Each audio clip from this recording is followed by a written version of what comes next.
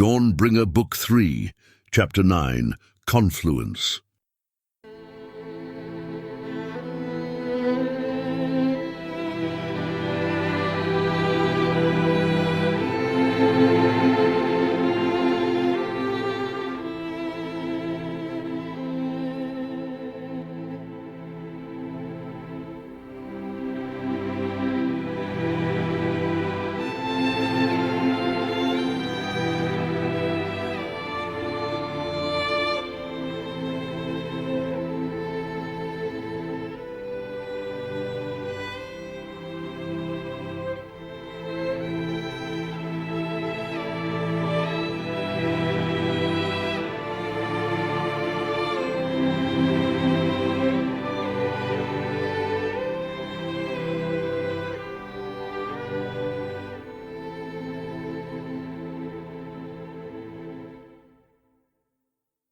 I have been bereaved of my parents twice over. Eldarion says, when the account has concluded. And yet I have also found a kin whom I did not know, a home deeper than memory, untouched by evil or by harm. That is indeed true. Seriena says, her face touched with tender compassion as she beholds the response of these two exiled children to the words of her husband and herself. And we understand that your hearts must walk a journey in order to understand and accept the truth that has been revealed to you. There is a journey of the heart before all five of us.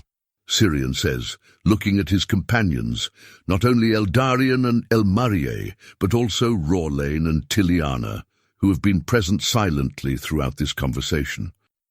But we shall accompany one another through everything. I think in this I can speak for all of us. And we shall most especially walk at the side of these two children of the Velasi, come what may.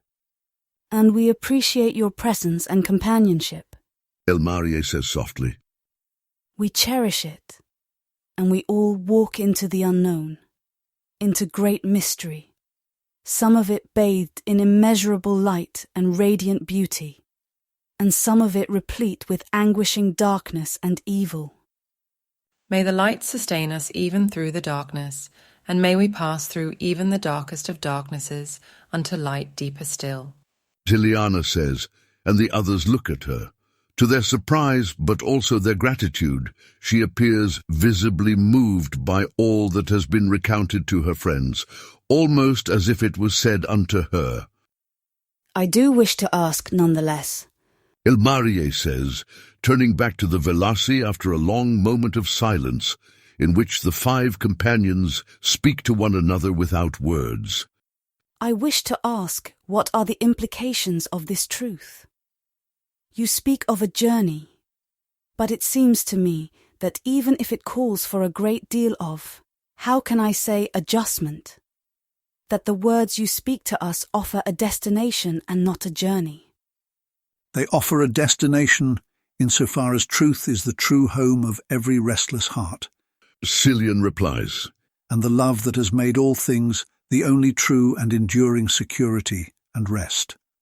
It is also for you, I trust, a destination in the sense that now you know the people of your origin, your kin, as Eldarion said. But it means something else besides, to which we have not yet adequately given voice. What might that be? I explained that the gift you bear, this gift of compassion beyond the normal confines of human feeling, though it is in truth accessible in some measure to all men who pray in truth. And also, I must add, this gift of channeling the light of the One which Hiliana has entrusted to you comes from the mystery of your birth. But let me speak more precisely now. The gift of compassion comes through your mother, but the gift of channeling the light comes through your father. Through Aidan. Eldarion asks, not understanding. How so? Before the destruction of Falstead, there were 3 surviving families in whom the blood of the ancient king Sarah Galaptes still flowed in some measure. Cillian explains.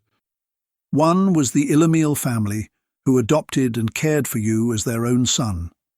The name Illumiel is a distant memory written in language of the light that the king once bore in his days of glory. The other family was named the Maldrenas, all of whom were slain by the brigands who laid waste to the village.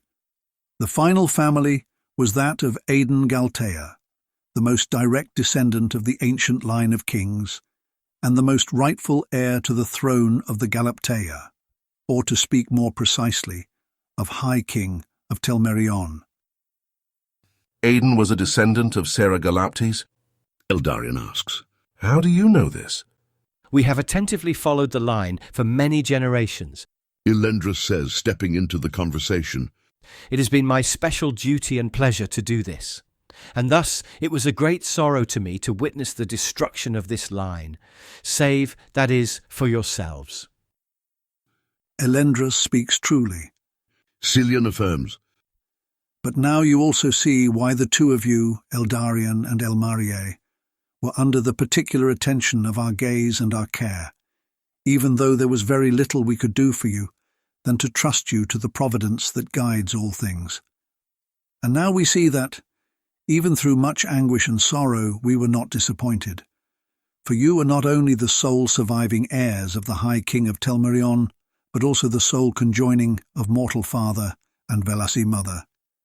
It is in the confluence of these two gifts that lies your path and the service that you can offer to the hurting people of our age.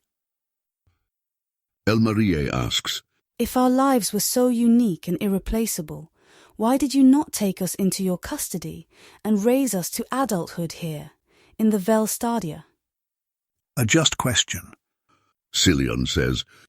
Though of course every life is unique and irreplaceable in equal measure, in that boundless value that lies deeper than every gift or task, every role or relation, in the relation of love that gives life, meaning and security to all of us. But the answer to your question is simple. We were not allowed to do so. It became apparent to us that the risk we were being asked to make was to allow you to grow up, each uniquely, in the midst of the anguish and trials of our age. This, in fact, was more difficult for us than anything else that we have been asked to do in the many centuries that we have followed the line of rule since it was first sundered with the slaying of the ancient king. But our gladness is even greater now, having made that act of faith and of trust, to see the two of you rejoined and sitting now before us, the more mature, indeed the more beautiful and compassionate, for the path that you have walked.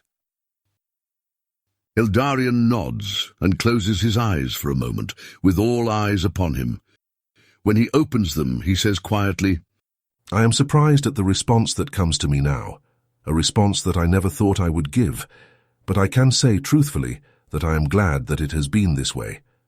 Despite the anguish of my journey and the loss, and even the mistakes and infidelities that I have perpetrated, I would have it no other way. I see now, inscribed into the lines of my own life, the reality which you call providence. I see the hand of love, and this, despite my enduring frailty and fear, gives me the courage to walk forward into whatever may await us in the future. Elmarie, placing her hand momentarily on her brother's shoulder, says simply, I agree with everything that he has said, and I feel likewise. Cillian laughs heartily to this, a laugh of deep mirth and light-heartedness, saturated in gratitude, and replies, You are marvellous, both of you. I know no better way to say it. You bring such consolation to my heart that has weathered centuries upon centuries of strife and pain in the path of suffering that our people have walked since the beginning of time. Bowing his head humbly, Eldarion says, But we still do not know what this means for our path, nor is every question answered. Nor do I expect it to be, Cillian replies. Why does the ancient kingship need to be re-established? Eldarion asks. That is my first question. Nodding in understanding, Cillian answers. For the same reasons that the people still ardently await the coming of the one called the Scarred King. And why is that? Because they know that only one anointed by the light can bring together in harmony a people torn asunder by sin and strife. What do you mean? You have the makings of a king. This none of us doubt, for we all witness it. Cillian says, while Eldarion's companions nod in agreement. But that alone is not enough to rule. The choice cannot be your own alone. Rather, for such a ministry you must be chosen, and the people have long awaited such a choice, hoped for it, even if of such a longing you have been unaware. The longing was there. Eldarion says softly, touched by the gazes that are directed toward him, and yet feeling very small, very inadequate, before the contours of what is beginning to emerge before him. It was small, but a spark still alive under ashes. Yet we did yearn, as a village and a people we did yearn, for the return of the kingship and the reunification of our scattered peoples. And you will find that west of the mountains the longing is stronger tenfold, even 100-fold. Of this, through what we Velassi have seen, we are certain. Elendris says. Indeed, many hold the wish that the man named Wigric Stunclad may prove to be a ruler to unify the people. This is a large part of the fuel that drives the conflagration that is the civil war, an aspiration that is true, if misdirected both in its choice and in its methods. But I do not wish to be king. Eldarion says simply. Nay, not for yourself do you wish for this. Cillian replies, a mysterious fire kindled again in his eyes as he looks at Eldarion. But you also know that your love for your people would drive you to it, and in this you would find peace and joy. Eldarion opens his mouth to respond, but finding no words, he closes it again. He knows that Cillian speaks the truth. There is one final aspect of this that we must mention. Cillian continues. I have spoken of the blood of the ancient king, and I have spoken of the dual gift that comes from the mingling of this blood with the blood of the Velassi, through Helia, your mother. This part of your heritage, too, is of great importance. But in order to understand this, it is necessary to recall the gift of the Velassi. Our task is that of remembrance and that of expectation. So, too, you are to be the people's living memory, when all are tempted to forget. For we know that the days of the Velassi, though long-lived far beyond the span of mortal man, are limited, and they shall draw to a close. We live as enduring memory, and as vigilant expectation, as memory of the revelation of love that has given rise to our belief and our conviction, our life and our worship, and as expectation for the future revelation that shall bring all partial knowledge and imperfect relationship to fulfillment. But in the intervening time when we have passed away and the final revelation has not come, many shall forget, and they shall be glad to forget. But then their children and their children's children, no longer knowing the revelation of our origin and our foundation, shall fancy for themselves what they shall believe, reaching out blindly for the one whom they once knew but had forgotten, and yet whose face every man cannot cease to seek with his whole being. Indeed, it shall be a temptation for humanity throughout history to believe what he wishes to be so, rather than what has been revealed unto him. Even after the coming of the definitive revelation that we await, many men shall still turn away, choosing to worship the objects of their own making, or even their own liberty and self-made freedom, rather than the author of all things and the gift that comes from him alone. They may even worship the powers of darkness, falling to their seductions in the lusts and blindness of their hearts. But you, in whose veins flows the blood both of Velassi and of mortal kind, be the living memory of the children of Eldaru. Be our hope and our expectation. Be our life and our longing, our remembrance and our future. But even be I the sole heir of Serra Galaptes, and a child of the Velassi, how shall men accept me as their king? Eldarion protests. The unity that Eldaru wills is universal. Cillian replies. But your part in that is smaller, and for a time, an intervening step in a long journey. But that part shall be important enough in its own right and irreplaceable. All I can say to you is this: do not doubt the longing in the hearts of your fellows, nor their memory of the times that have been lost. Many still remember the scarred king and look forward to him as a future hope, even as they recall him as a past hero. I say it firmly. The blood shall be revealed, and the rightful ruler shall be crowned. What then are we to do in the meantime? Elmarie asks. What path are we to walk? What path indeed? Cillian sighs. It is not an easy path, nor does it have safety in human measure. What I see now is that your company is to travel to the city of Onilandon. There you shall find the next steps that you are to take. Then an inscrutable expression passes over his face, and he adds, There is one more thing to say. You have received the authority to exorcise the powers of darkness, and the light given to you has saved you and your companions in the face of certain death. And yet this light was not given to you for war, but for redemption. This much my heart tells me. Eldarion replies, And yet what precisely do you mean? What is this redemption of which you speak? I mean that the light does not operate by using power against power, might against might. Or rather, it does not save in this way. It may repel the darkness by its purging might, but its truest and deepest work goes far deeper. You speak of what we call bearing. Elmarie asks. That is the most intimate work of the light, healing the inmost recesses deeper than any touch. Yes, liberation from the assaults of darkness alone does not make a man or a people free. Cillian explains. For example, say that your friend has been taken captive by bandits, and after many months of anguish and torture, you finally manage to rescue her. You slay the bandits and destroy their camp so that they can be a threat to no one any longer. Is your friend therefore free? My immediate response would be yes, but no.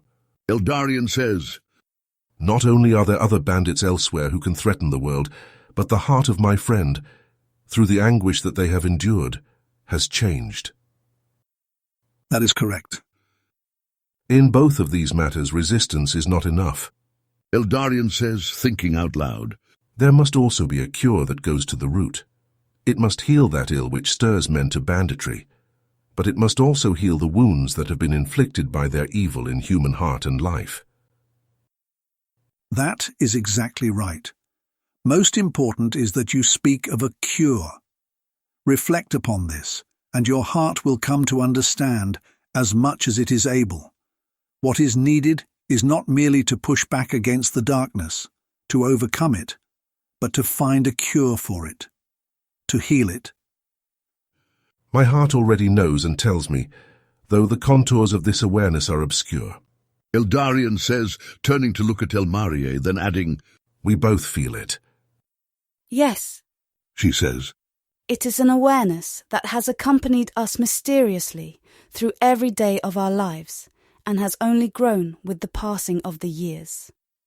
It is the conviction that though darkness can be resisted with power, with might, it can only be healed by suffering love.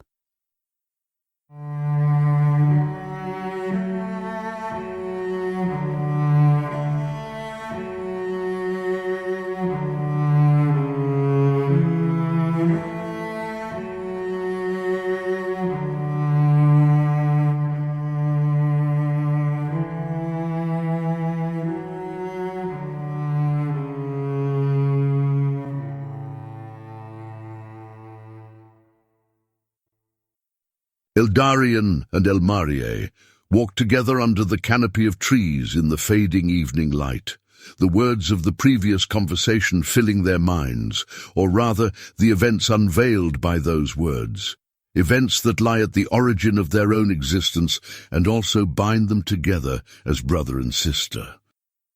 They think of their parents and of the love that united them, and they sense, even at a distance of so many years, and with no memory of their faces or their form, the depth and sacredness of what lived within each, and even more so, the sacredness of the love that knitted their hearts and lives together, and that bore fruit in the existence of their children. Our lives were born from deep love, Elmarie says. but also from deep suffering, from profound loss. That was something I have known for a long time, though not in this way. Eldarion replies, Suffering and loss have been the cradle of my life since the day I left the ruins of Falstead behind. But what I did not expect was also to find such light and such beauty even deeper in the womb from which I was born and the begetting from which I was conceived. But knowing this, I grieve the more. I grieve at the loss of our parents. I grieve that I remember not my mother, and was never able to say unto my father, Ta. They gave everything, indeed sacrificed everything, that we might live.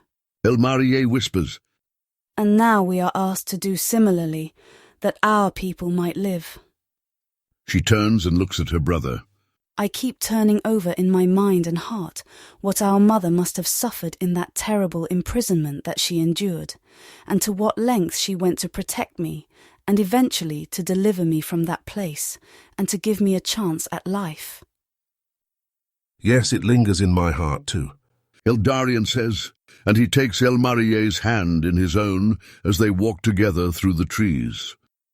I think of those 10 years at the beginning, and of what she communicated to us during that time. And yet I was born within her, during the time of joy, when she and our father lived together in peace and serenity. And you were born within her during the time of pain, when she was alone in the crucible of anguish and loss and captivity. But your joy turned to anguish. Elmarie replies, You lost all that you loved and endured a pain, perhaps, not unlike hers. Whereas I was taken from that place of pain and welcomed into a life of peace and joy, into a family that lives unto this day. So I think that our paths have been not unlike, in joy and pain both, and most especially in the same love to which we owe everything that we are. My dear Elmarie, begins Eldarion, turning to face her and looking into her eyes. the way that Cillian spoke of love, it is unlike I have ever known, and yet in a way something that I have always known. The love of which he speaks is not a mere trait of being, or even an act or disposition of human hearts toward one another. No, the love of which he speaks is real and alive, active and intelligent, present and personal. It is present in all things, and yet surpasses them all, their origin and the goal toward which they tend. You have always known him? Elmarie asks. I have. I think that we all know him, even if we are not yet consciously aware of it or do not acknowledge it to ourselves, for he is our deepest memory underlying every other memory. The awareness of him cradles every awareness, like the air or the light in which all is seen, or the horizon in which alone anything else is visible and beautiful and good. The imageless, who is revealed in 1,000 images, and yet surpasses them all, who transcends every hope and imagining, and yet is more intimately close, as the fulfillment of every slightest wish or desire, than we could ever have expected him to be. Says Elmarie. Yes, he fulfills every sigh and every prayer, giving them their true object, and gives rest even as he enkindles in the heart the awareness of the great journey that has started from him, and in him alone finds its destination and its consummation. Then she takes a step toward Eldarion and lays her head against his breast, wrapping her arms around his waist. Let us speak no more for now, she says quietly. I want to allow the silence to enfold us, the silence of this place, the silence of this world, which is filled with echoes of the original music vibrating through us still, as it flows on unhindered through every discord and strife toward the harmony that we seek. Eldarion responds simply by drawing her fully into his embrace and holding her close.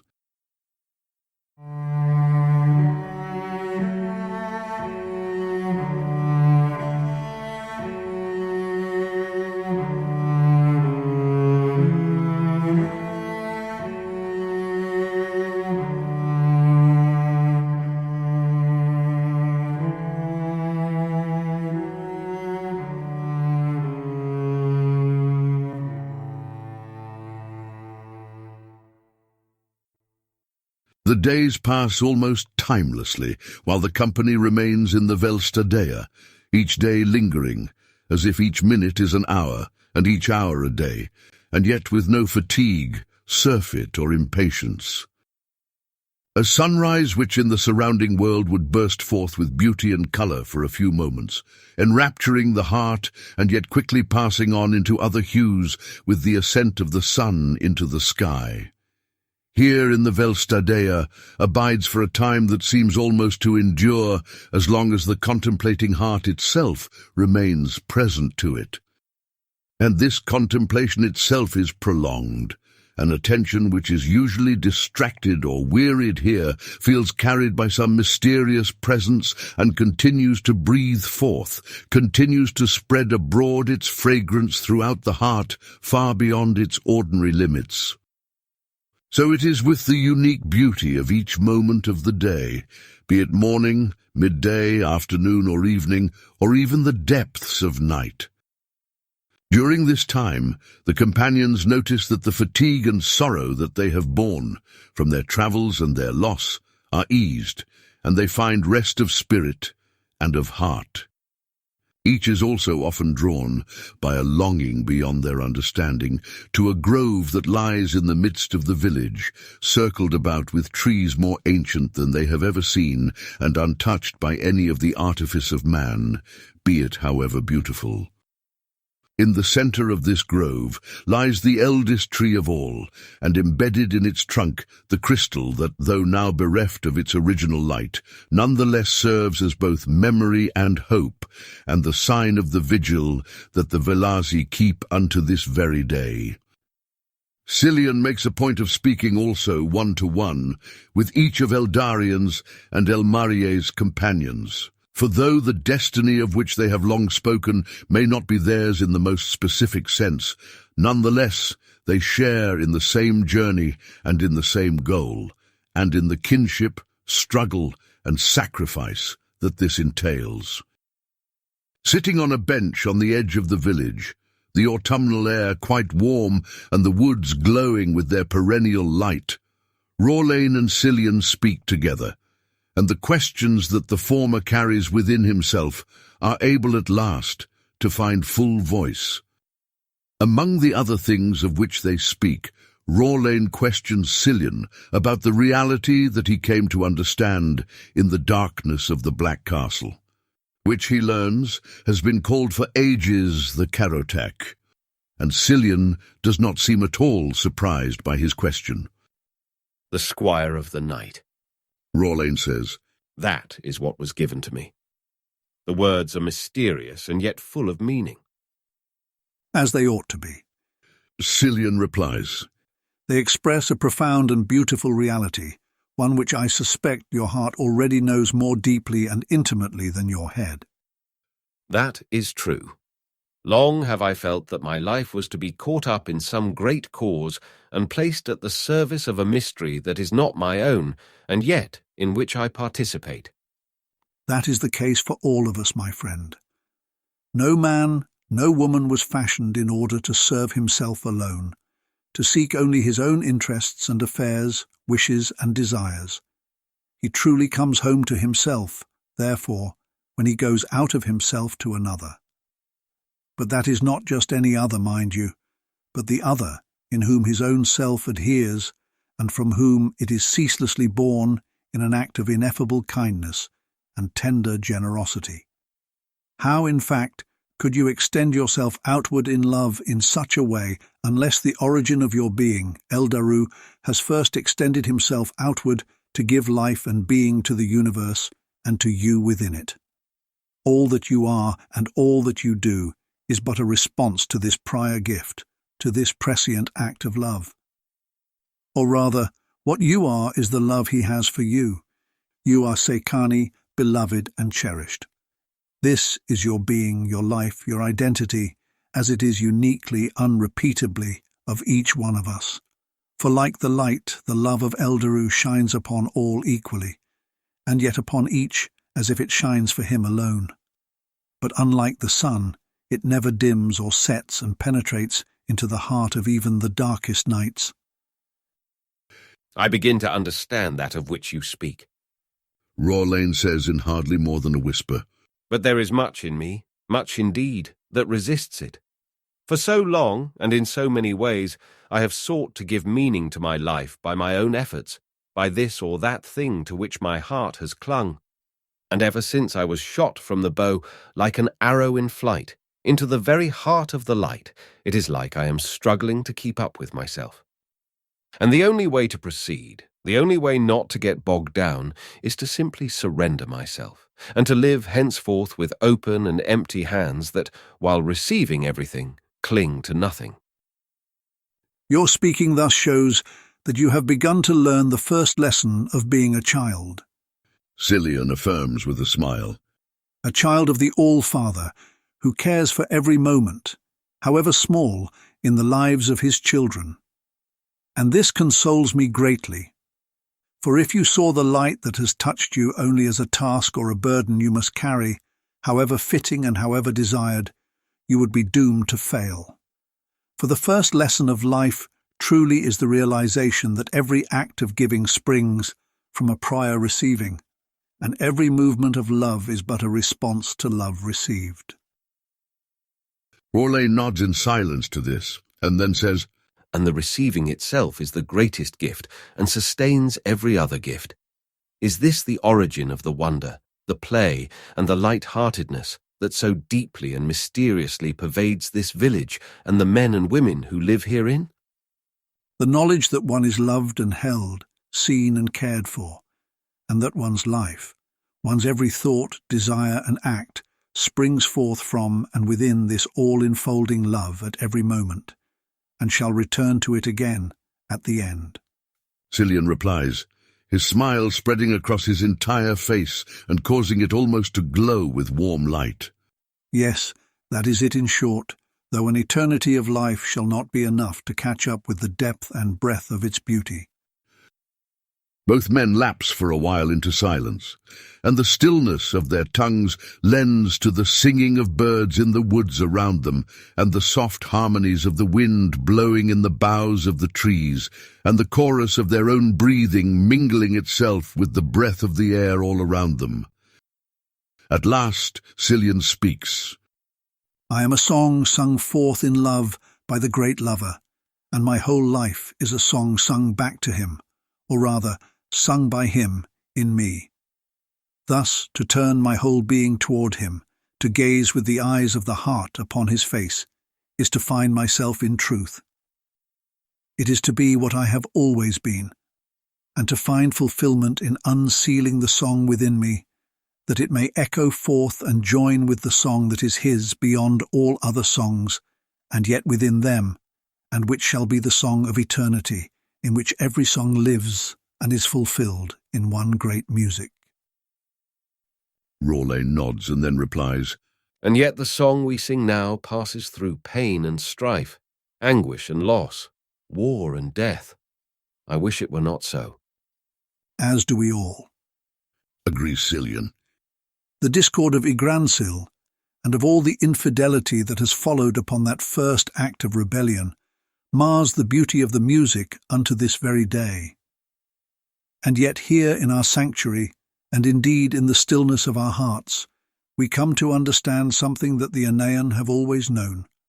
However seriously and gravely they understand evil and mourn for it, they know that the very discordant noises, that the forces of evil and the very disorder of the human heart sow into the fabric of the universe, are being incorporated into the one song, not as a mar upon its beauty, but as a proof of its glory and its victory. A theme that yet enhances the surge that carries it unto endless consummation, without the least shadow of darkness or discord. Then Cillian turns to look deeply into Rawlane's eyes, and with genuine sorrow upon his face, he says, But sometimes a glimpse must be enough, and then enduring trust. In the darkness, sometimes the cacophony of voices, being so loud, so raucous, seems to be all that there is. So endure what may come in trust in the greater light, the wider harmony, which sustains the heart even when it falters. I do fear. Rawlane says, I fear faltering in the face of what awaits us, and I fear the suffering and the death of those whom I have come to love, and for whom my heart bears great affection. I care for them, for each of them, and I wish not to lose them, nor to witness their destruction. And grief and fear indeed await you on your journey. Cillian answers. No matter how much I wish I could spare you of it. I cannot offer you any assurances of the future, for I myself do not know it. In this, as in all other respects, I am as poor as you, as empty of hand and of heart, only to receive and to give without clinging. But I know that whatever the future may hold, he shall be there. Never shall we be bereft of the presence of the one who made us, who holds us unceasingly in his love, and who shall carry us forward unto the destination that awaits us. And in that I must find my security, says Rorlane. I understand. It is not in assurances of the future, or even of the present, that I may find security, but in that which, while beyond time, holds all of time. Yes, I glimpsed that, felt that, in Hyliana's touch in the darkness, and ever since my heart has not been the same. It is impossible for it to forget that touch, that presence. I shall ever long to be in contact with it again. I only hope that this longing and the impress of that touch, however intangible, shall carry me through everything that awaits.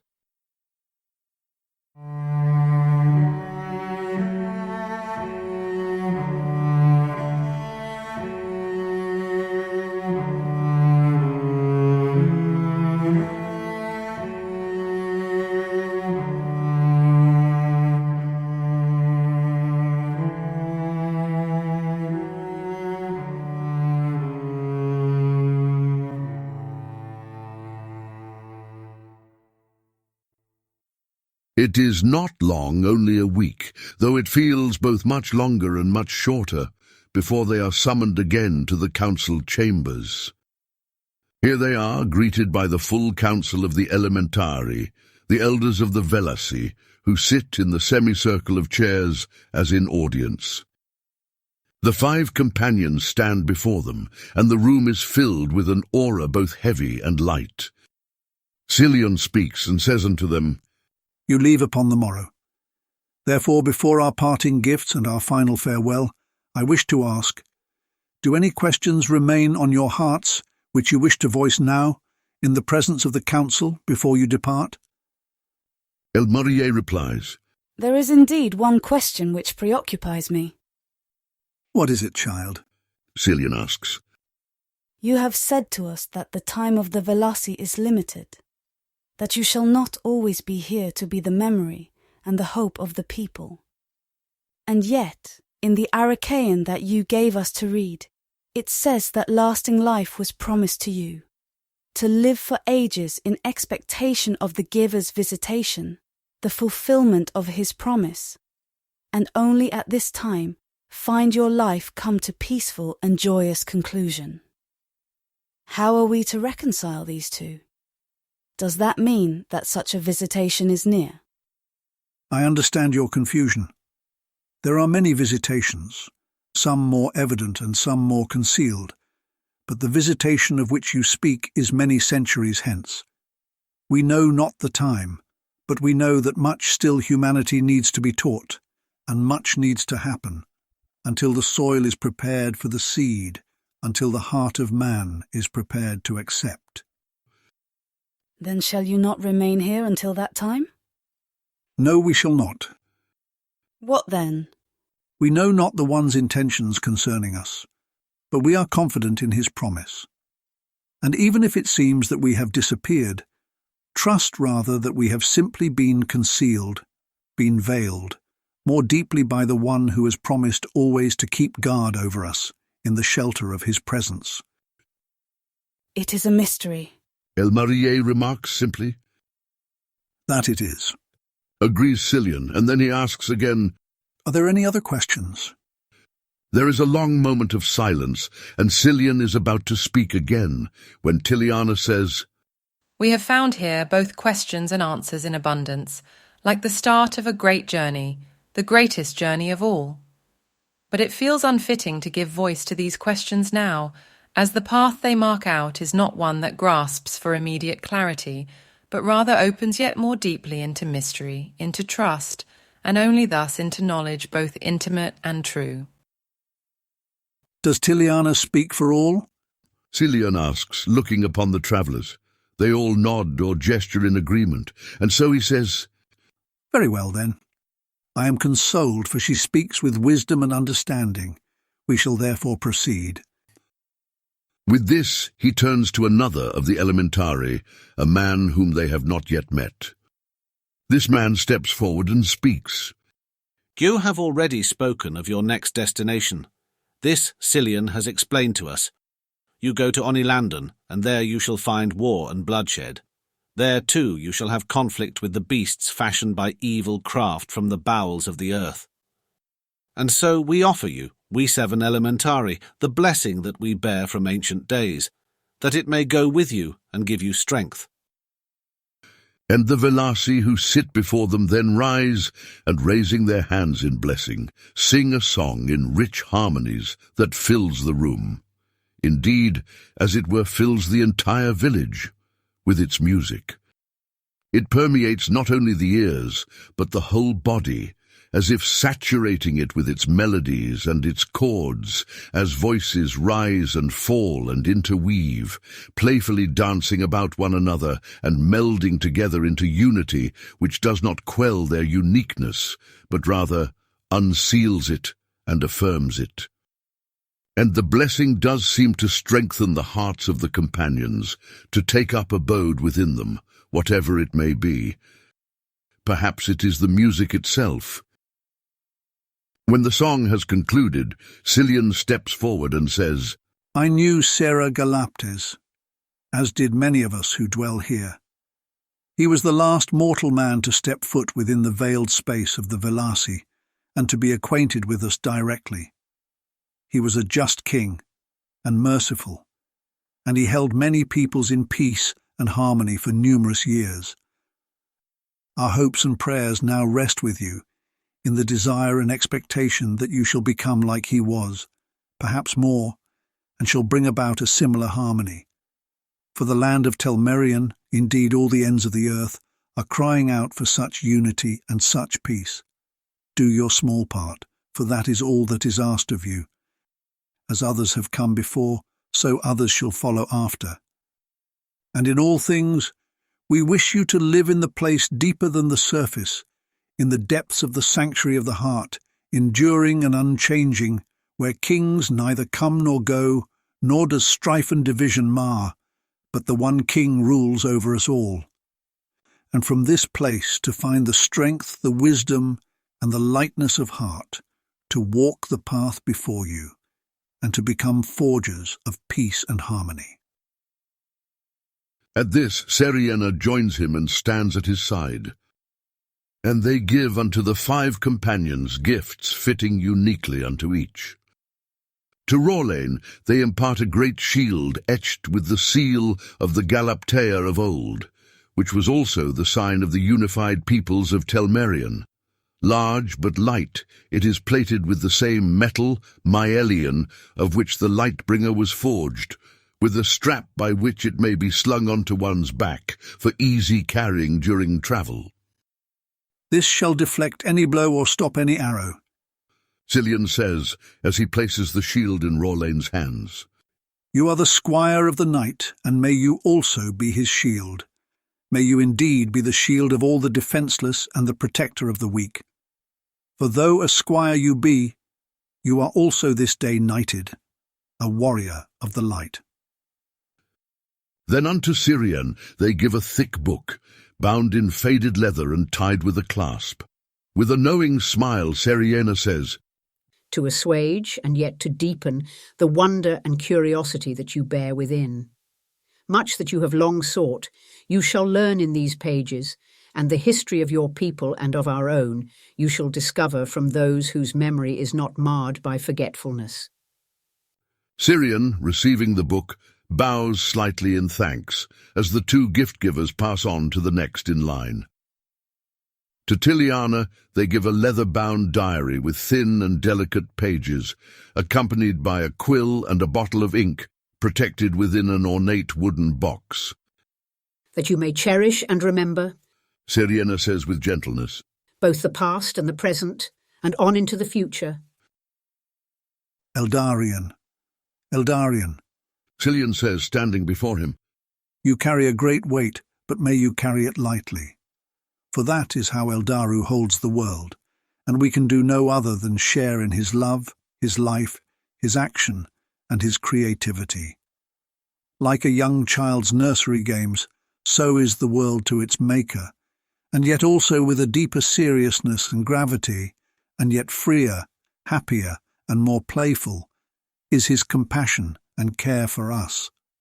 That is my prayer for you, and my heart's desire, that you may know the lightness of the One even as you share in his compassion and in his care, and in the suffering that channels healing light into the darkest of places. He then draws forth from his robes a tunic of cloth neatly folded.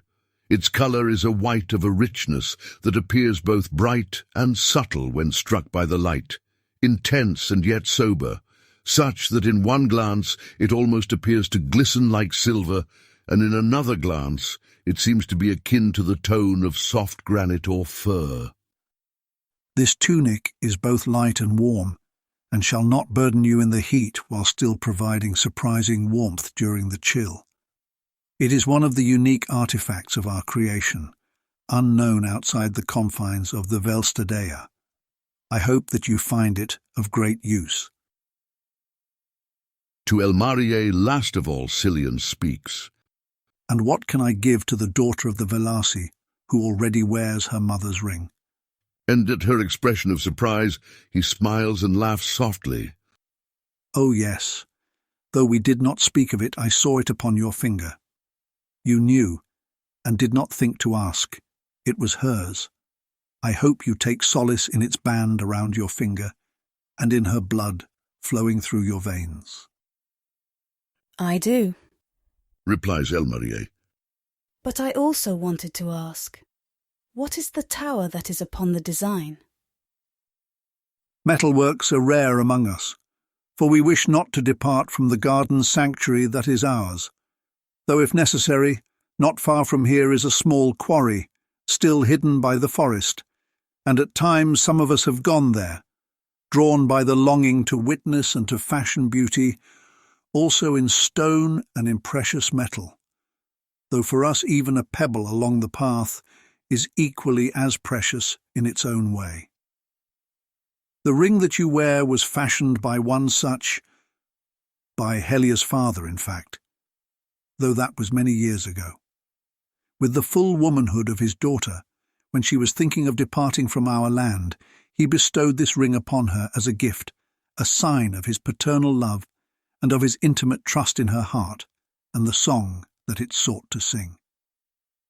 So before answering your question, then, I say this. Wear the ring likewise, in remembrance of the love with which it was both wrought and given. Elmarie smiles to this and nods in agreement, though she's too moved for words. Cillian continues, Now for the answer. The design of the tower upon the ring is the ancient citadel of the king, Serra Galaptes, high in the Teldran mountains, long abandoned and even forgotten by men, but remembered still by us in all of its glory. It is fitting, thus, that you wear its design upon your hand, for one day you may stand again among its halls, restored to former glory. Then Cillian takes a step back and, looking at both Elmarie and Eldarion with a playful glimmer in his eyes, he says, The final thing I wish to give, I cannot give to one of you alone, but I must give it to both of the siblings, brother and sister alike. I would like you to meet Meldaris and Martinia, the parents of your mother. I believe you call them grandparents. They shall give each of you a parting token, and then we shall grant you time to speak together to your heart's content.